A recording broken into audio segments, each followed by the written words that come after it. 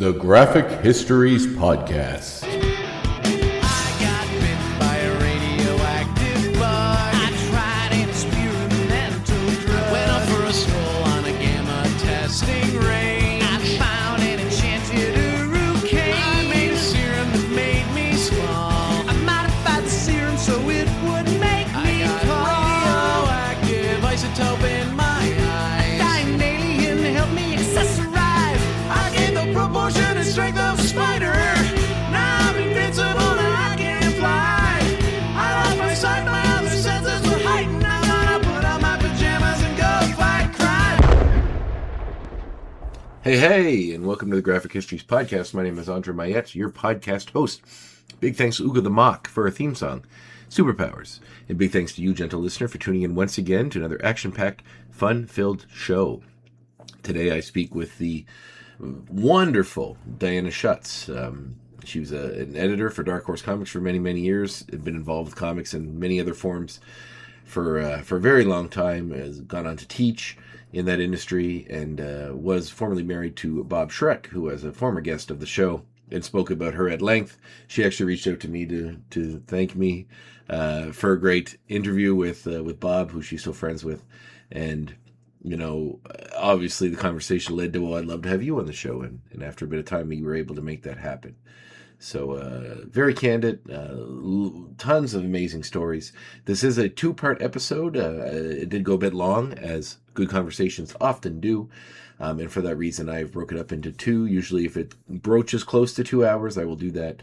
So it's about an hour and a half, hour and 45, almost 15 minutes for the whole conversation. So I broke it into two parts, and I feel like there was a good break there. So hopefully you can pick it up. And if you haven't seen part one, you can still listen to part two, vice versa. But really, really, really great conversation. Diana was wonderful, and I was very happy to have her on the show. It was just great. You know, it's like I said, they some come a little harder, some come easy, and the easy ones are always the best ones. And this one was very, very easy. Which is wonderful. So as you're listening to this, I'm hopefully on a beach in Mexico, so I'm not going to spend a lot of time with the intro. I don't feel like you need it. I feel like this conversation is so great, and you should jump right into it. So here it is, my talk, part one of my discussion with Diana Schutz.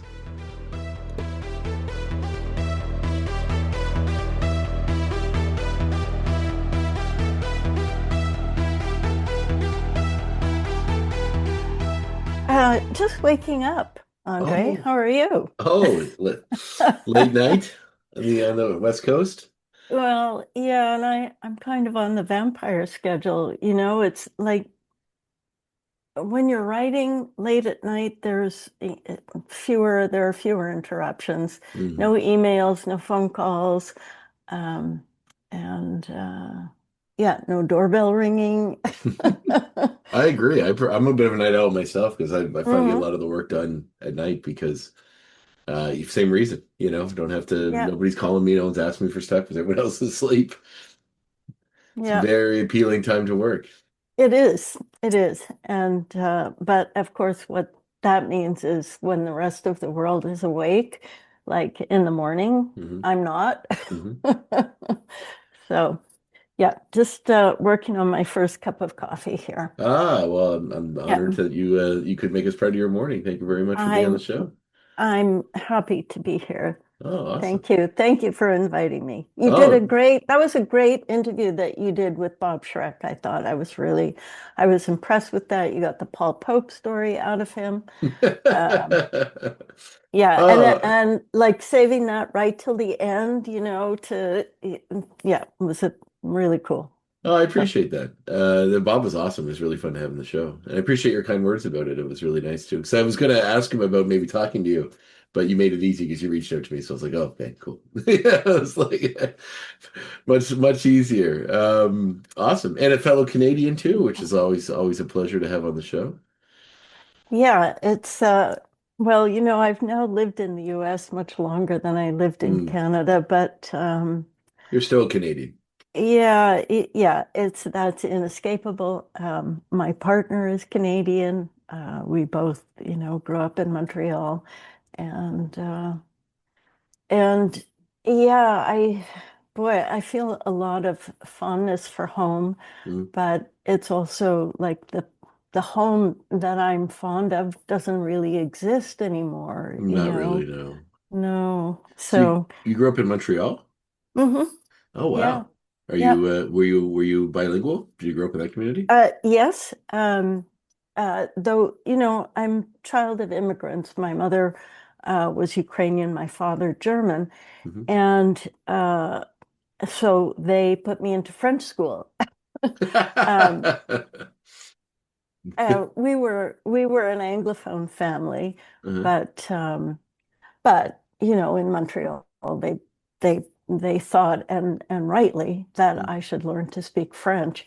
And that's so I did all my elementary education in French and certainly was bilingual. I don't think I can call myself that now because, language. Do you speak French? Oh no. With a name like mine, everyone assumes that I should. Right? Yeah, Yes. yeah. Yeah. But yeah. A tiny amount. Like I can order off a Hmm. menu and find out where the bathroom is in a restaurant if I'm in Quebec, but I'm not. I'd like to do like Duolingo or something. My wife is she works for a company that's owned by a Quebec company, and Hmm. so she has meetings and stuff, and she's really good at it, and I better than she would admit. So I would like to try to learn enough that maybe I could pick it up just by having conversations with her and do it that way. Well, yeah, and that would, what I was about to say is language is really a use it or lose it Mm, proposition. And so I don't really have anyone to speak French with and haven't for a very long time. mm, Um, so I can't properly describe myself as bilingual, but I still read in French. And of course, the translation work that I do is mm, largely from French, but from French, and Blacksad is originally written in Spanish. mhm, French and Spanish, Italian, Portuguese, they're all basically the same mhm. language. Yeah. And I took 4 years of Latin in high school. I'm old enough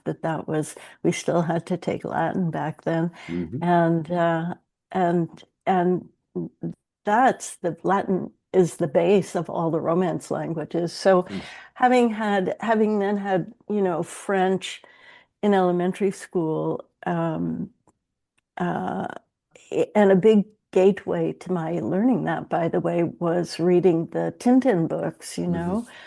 Um, it- Having had French, it really helped when I went to study Spanish, because in this country, of course, the second language is Spanish. Hmm. And in my 50s, I started going to school at night to study Spanish.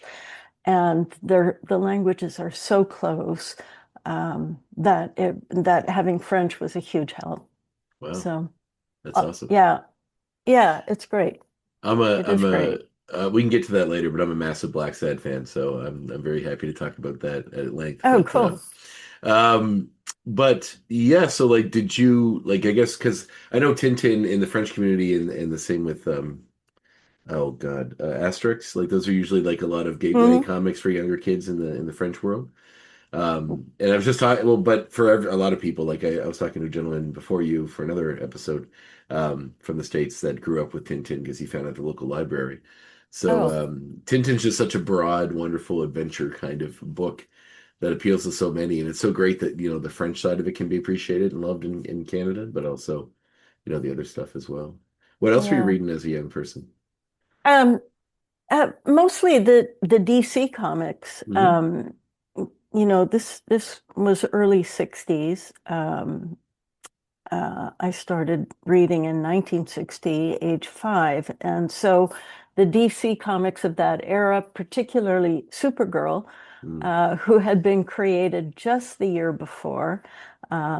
And, she was a teenager. So unlike Wonder Woman, who was a woman, and big age gap between me and Wonder Woman, Supergirl was a little closer in age to me, and her adventures were, in those days, kind of the sweet and gentle variety. So yeah, you could actually at age 5, you could aspire to be Supergirl in a way that I could not aspire to be Wonder Woman, even though she and I shared our first name. But but yeah, Mort Weisinger, yeah, sort of a um, traditional hard editor at DC, was editing the Superman family in those days, and he knew exactly the way to this 5-year-old girl's heart. He, and he certainly considered that those were his readers. The comics were targeted at children. Um, Meanwhile, at Marvel, Stan and Jack were doing something completely different, having realized that no, their readership were college-age students. But for me, at age 5, it was too much. The Marvels were, yeah, beyond me, I guess, at that point. But Mort Weisinger's Superman family was right up my alley. I feel like we've returned, like, yeah, like it's interesting because I feel like in mainstream comics you don't really have that anymore. They have like all ages readers lines and stuff now for younger kids. But first, the mainstream comics, they don't seem to have anything that I would say is palpable for a young person. Even every character has some kind of cause. It's all some big cosmic war stuff now. But I kind of feel like the new Superman movie and events, annual events, right? Yeah. They all have to come together for some big thing. Yeah, that's the worst. It's been a long time since I read the monthly super comics, I guess. Yeah, I find that too. Like you just want to read, like I just want to read a Spider-Man comic. I don't want the story I'm reading to stop and then do 3 parts for some other giant series that I'm not reading. Like, and then you're like, I don't care or know anything about what's happening here. Right. But I feel like there's a level of like that fun wholesomeness that's kind of coming back a little bit, and maybe it's being informed by the movies, like a little. Like I feel like the Superman movie had a bit of like a bit of the wholesomeness, the joy of the new one, and Supergirl seems a little like they're going in a harder edge with her, but I'm still hoping that'll inform that a little bit as well, and we'll get some of that. I hope so. I live on hope. Yeah, my understanding is that the movie Supergirl, the one from last year's Superman movie, and I guess she's about to embark in her own movie, is based on the Tom King Supergirl run, which unfortunately it's one of the few things by Tom that I have not read. It's, worried that he'll mess with my hero, right? But I guess, yeah, I'm going to have to get to that. A big, when I say I don't read the monthlies anymore, that's not entirely true.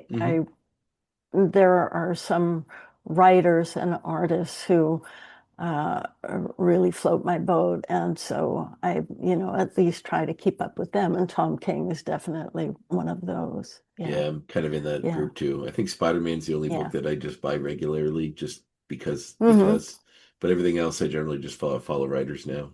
Just there's so many, and they're so expensive if you get like a ton. I've kind of gravitated a little more towards the apps, like the Marvel and DC both have their own like subscription service where you can read pretty much everything they've ever put out for like $10 a month. I'm like, that seems, if I want to go back and read the Tom King story I missed, I can go back and do that. So do you read on a tablet? A bit, yeah. I still buy monthly comics, graphic, and I have a massive library in my house full of graphic novels. And there's a few right there. But just for stuff like that, I guess, like, there's some story that everyone says is like the best Supergirl story ever, and I don't have it. I'm not, at least this gives me an opportunity to just bring it up, and read through it and go through old books and stuff. Also, my wife doesn't like, I like to read before I go to sleep, and my wife doesn't like light on when she's sleeping. So, the tablet lets me do that. I can lay in bed and read it and not distract her. So I was a bit of a traditionalist. And maybe it's because I draw, but I've gotten really used to drawing on a tablet now, which is something I would never thought I would say. But I do like it, and I do understand the value in it and how fast it can be and how you can skip a lot of steps. Um, so I'm trying to embrace it in other ways too, and not just with that. So Yeah.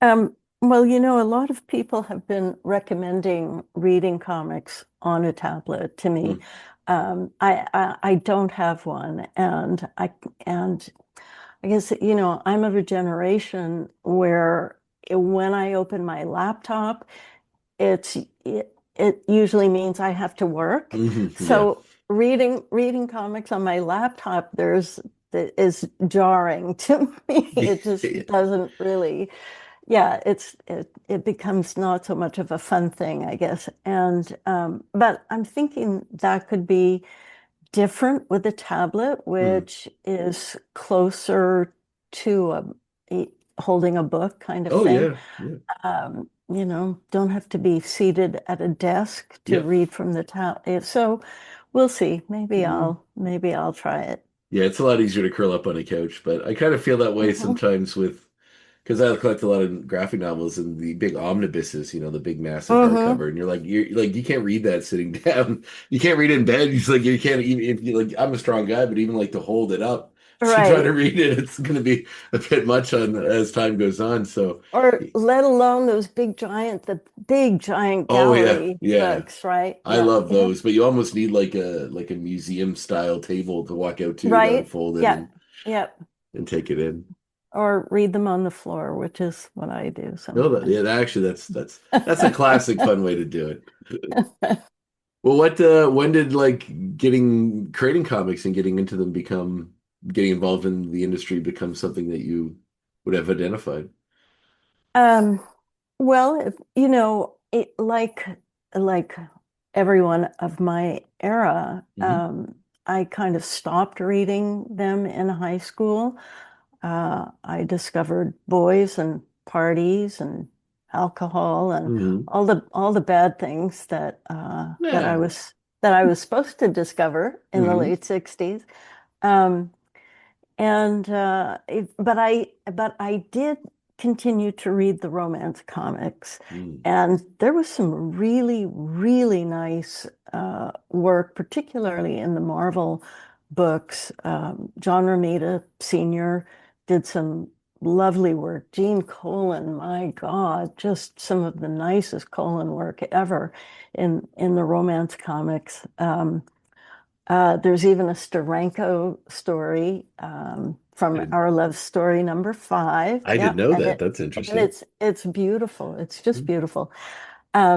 So yeah, I kind of kept my eye on the romance comics, but it was 76, I think, and I saw on a spin rack somewhere, I saw a duck. And I had not really read the duck comics as a kid, but on a lark, I picked this thing up because it was a duck smoking a cigar. It wasn't Uncle Scrooge. And uh, and I picked it up, and of course it was Steve Gerber's Howard the Duck. Nice. And that was a real turning point for me. Mm.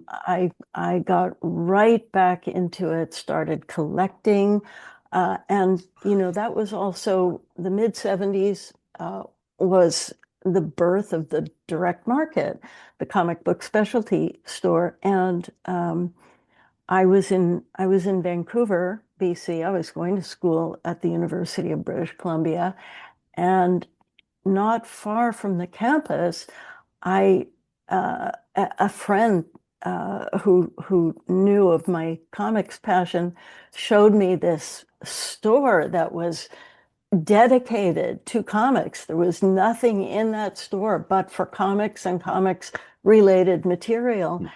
And so I became an avid customer of the shop called the Comic Shop. Um, and in 1978, they offered me a job and I took it. And that was it. Did you find because you like anything when you work in an industry that's something you love, like say you love uh whatever movies and you work in movie theater, like being somewhat close to the industry that you love, did that rob you of any of the passion, or is it like exciting to be able to have the conversations with people every day about the work and stuff like that more so? Yeah, definitely the latter, but you're right. I've seen that happen. I've especially seen it happen, I'm sorry to say, with my fellow editors through the years who came into the industry because of that passion for Mm, comics and very quickly lost it when it became their job, and stopped reading the books aside from their own. mm, Um, and yeah, that always struck me as sort of a real shame. And I, you follow your passion, you get the job, and it, well, I don't know. I never understood that because I was still in the store every Wednesday, New yeah, Comics Day. I was there. yeah, I'm still there, for God's yeah, sakes. awesome. Yeah. Well, do you Um, find like what would, I guess, like, can you comment on what the reasoning would be? Was it the having to deal with the creators? Would it be the deadlines? Like what? Because obviously they're if they're editors, they're used to editing work, so it's not the work, but there's something about the comic industry in general that turned them off to it. yeah, I'm, yeah, like I said, I don't really get Hmm. it. I think there's an element of being jaded.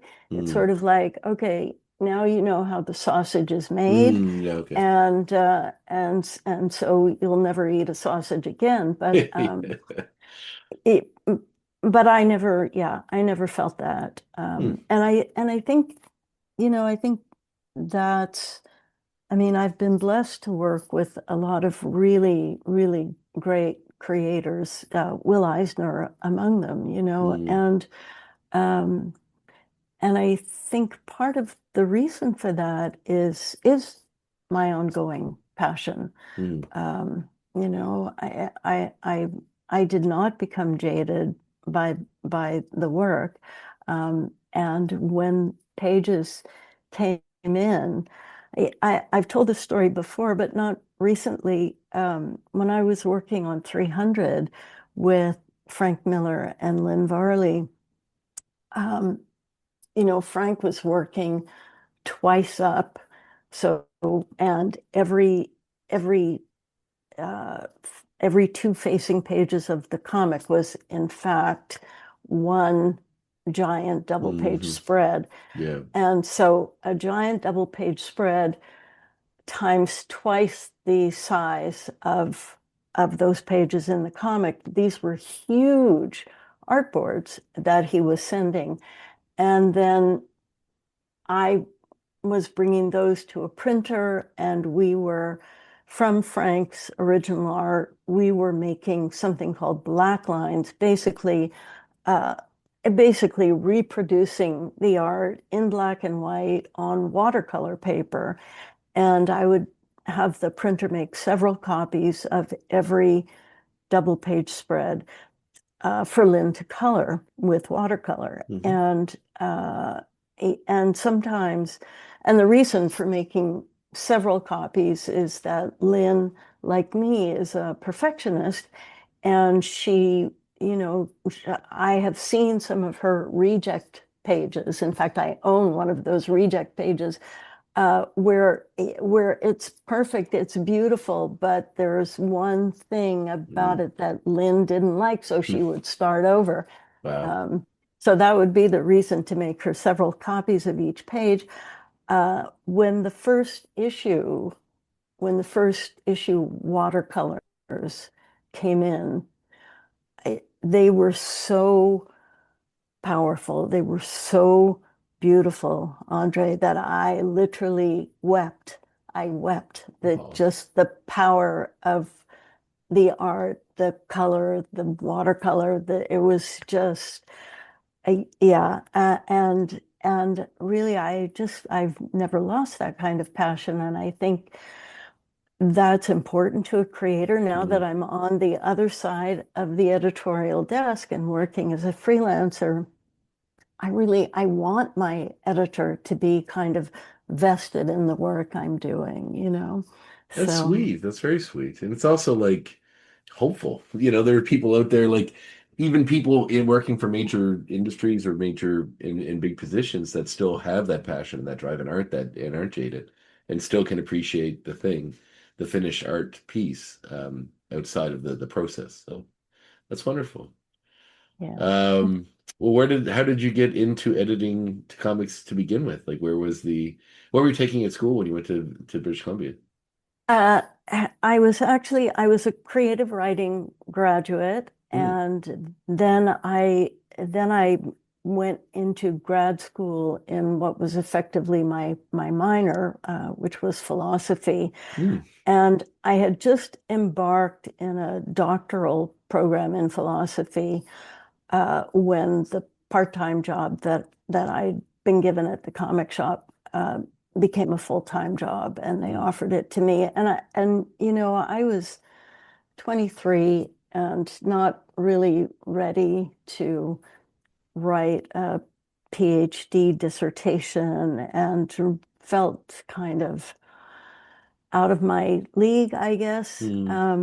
in school at that point, and had very few social skills. I'd been in school my whole life, um, and I was learning at the comic shop. I was learning to talk to people, for one thing. Hmm. I was also getting a tremendous, yeah, fantastic education.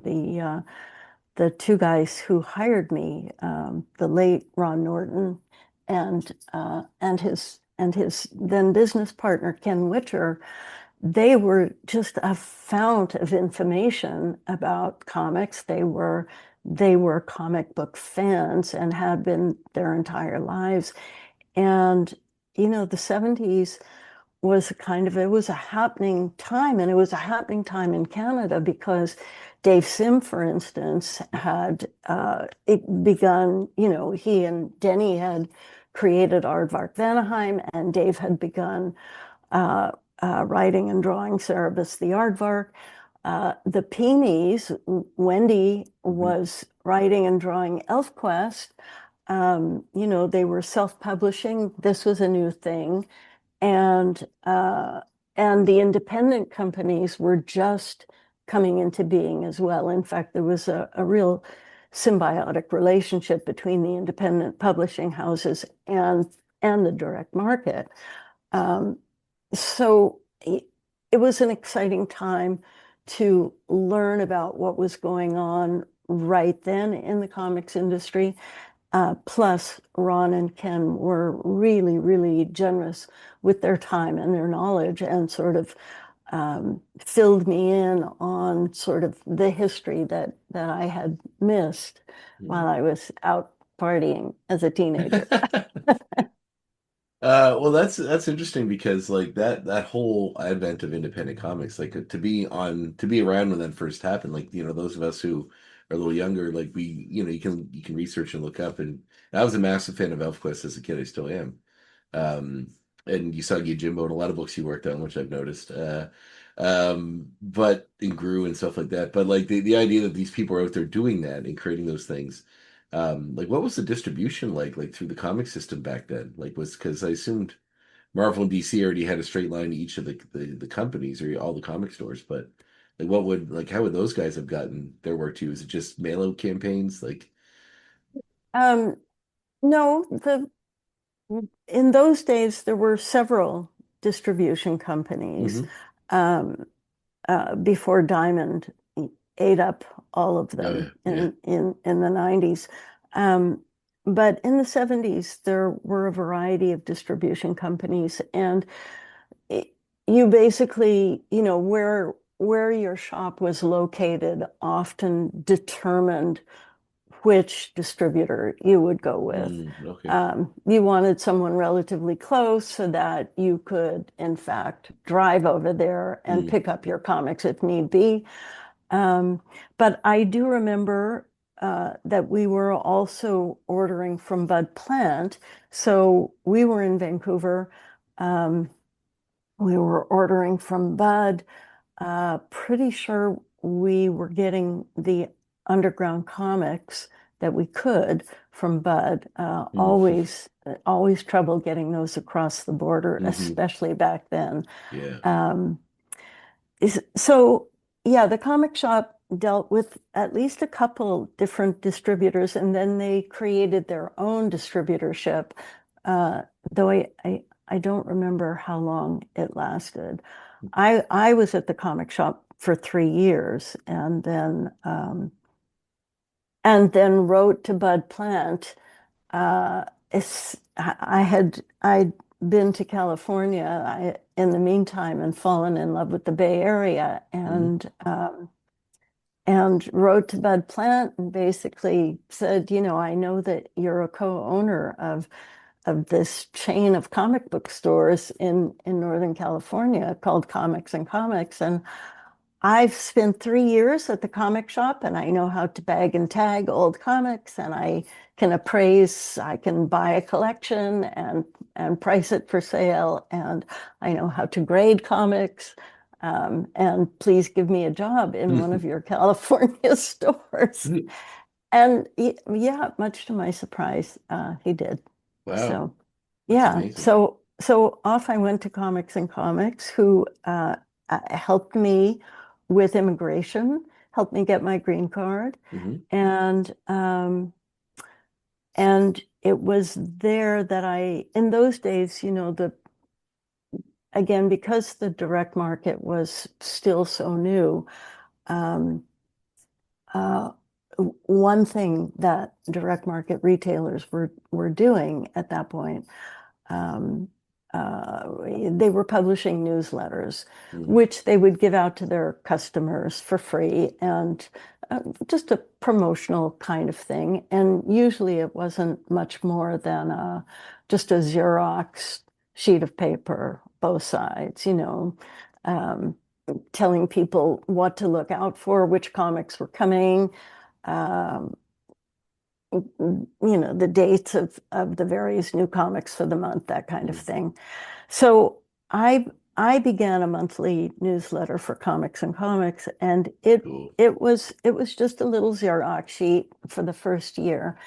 But after that, it morphed into a 32-page bi-monthly magazine, which we gave out for free. But my mandate was that the magazine had to at least break even. So I had to get advertising. And what that meant, of course, is I had to call the publishing companies, um, call their marketing departments and convince them of the value of spending whatever it was, $100 for a page of advertising in our little store magazine. But our little store magazine was given out in 7 stores in Northern California, so it wasn't just one little store magazine. And I must have talked a good game, because I was able to make it self-sufficient financially, and but that also opened the door for me to the publishing houses, both the independent companies and, of course, Marvel and DC. Wow. So And I know yeah, you worked for Marvel for like what, 4 days or something, I 4 days. saw? Yeah. Yeah. If you want to comment on I guess why the reduced run there.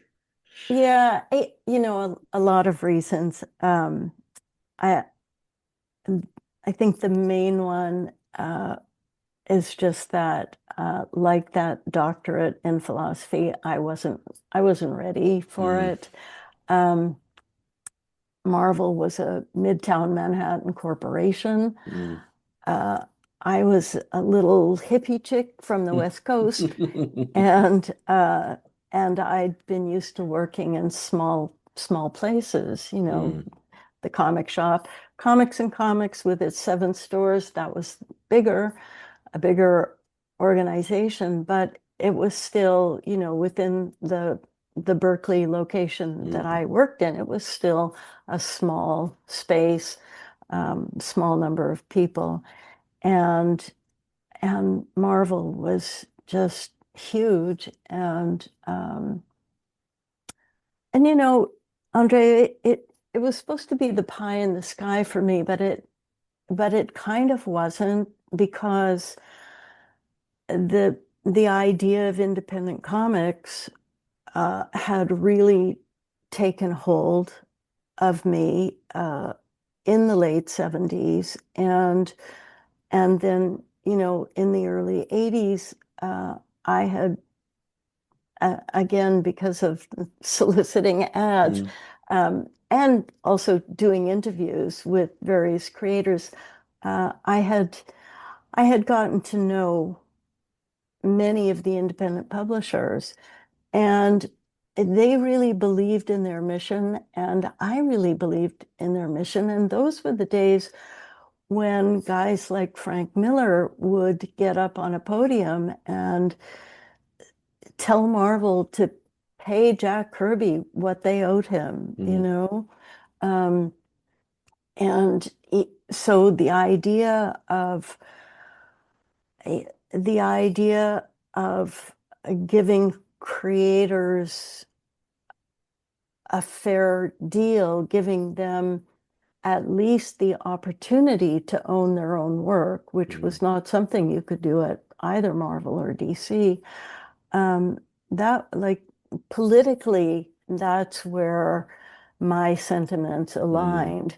And so, and Marvel, of course, was not that No, at no. all. Historically, No. no. Yeah.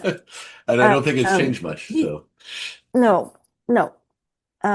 These are all things I should have thought of before, but when Marvel Comics offers you a job, and it yeah, was Annie Nocenti uh, in the X-Men yeah. office, the hottest selling comic of the time. This was January '85, Hmm.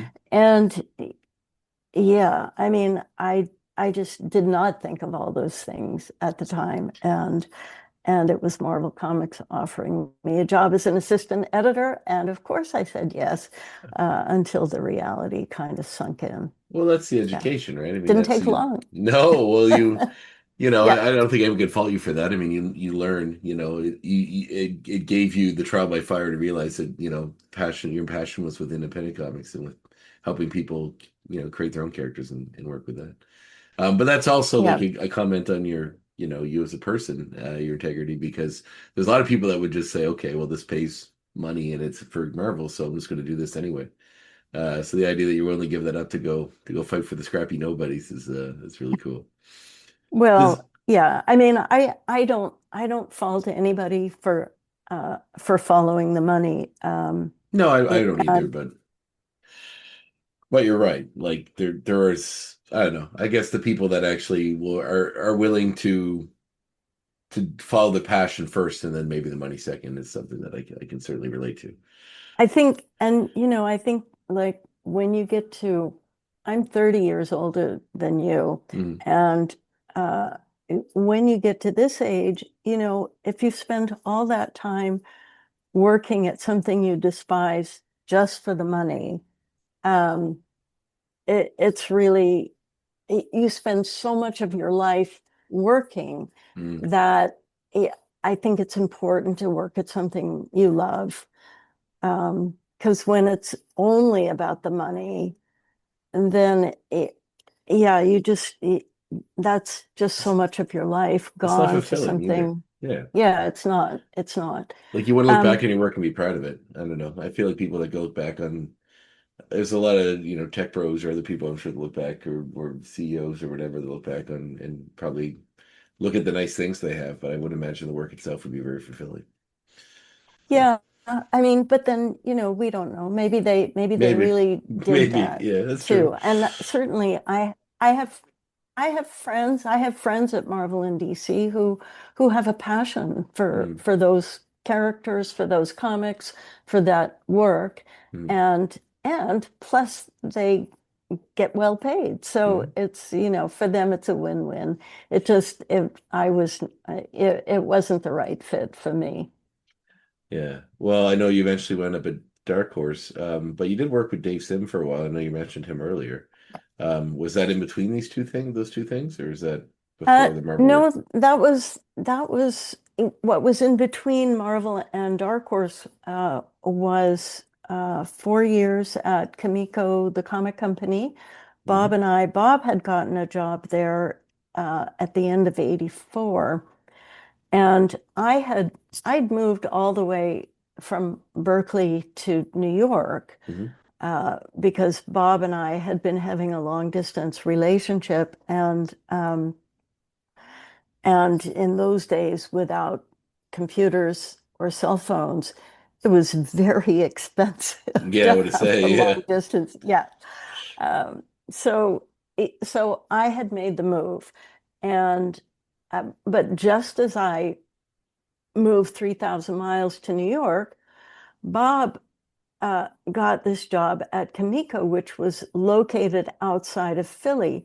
So he was spending half the week going down to Philadelphia, well, to Norristown, Pennsylvania is where it was located, about 20 miles outside of Philadelphia. And so he was spending half the week away, and I had just moved 3,000 miles.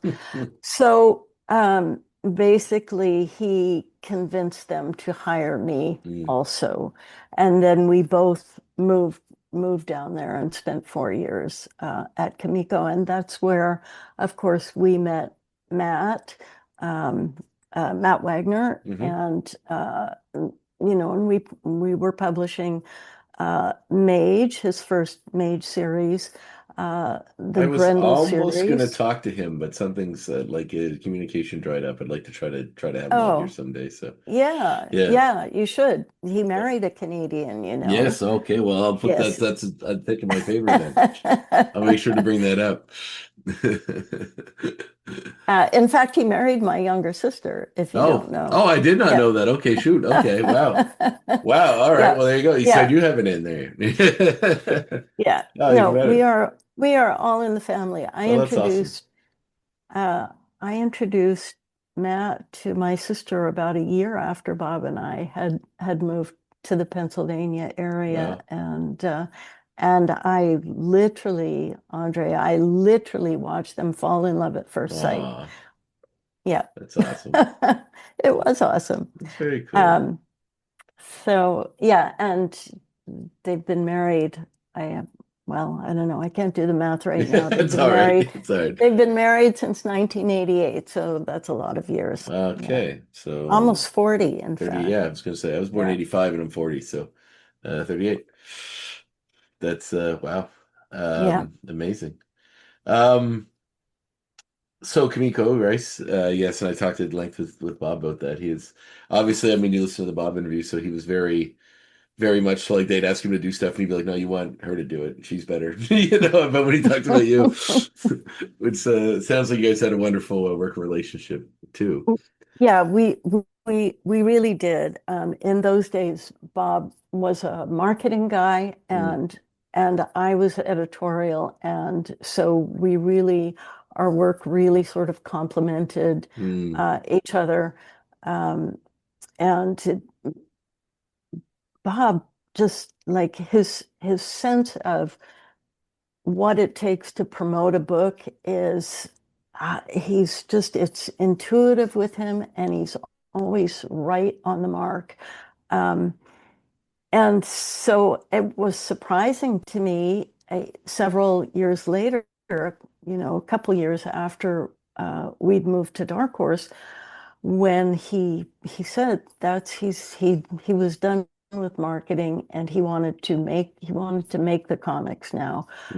He wanted to be an editor, and so he job shadowed me for a while. And then, of course, he went and knocked that out of the park as well. So, yeah, So you guys had really, both really talented. Oh, 100%, yeah. Yeah.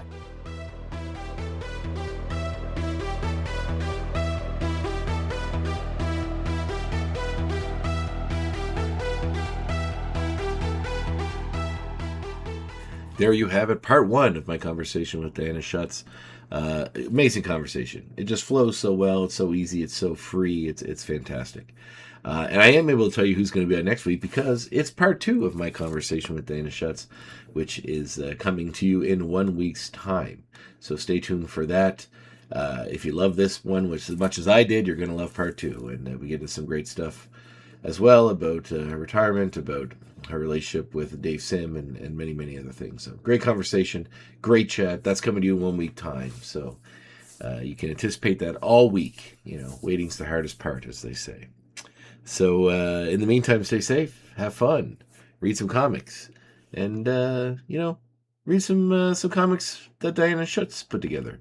There's an amazing amount of work out there that she was involved with and cultivated, curated, brought to you.